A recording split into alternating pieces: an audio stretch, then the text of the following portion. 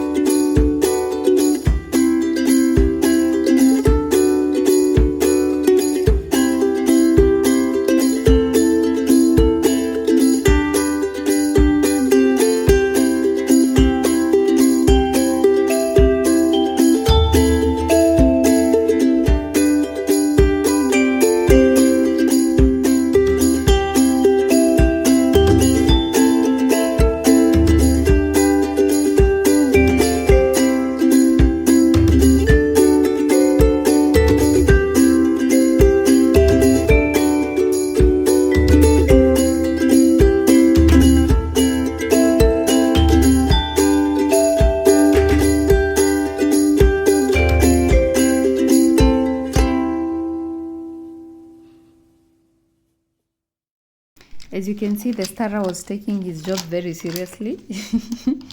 He decided to stir for at least 15 minutes.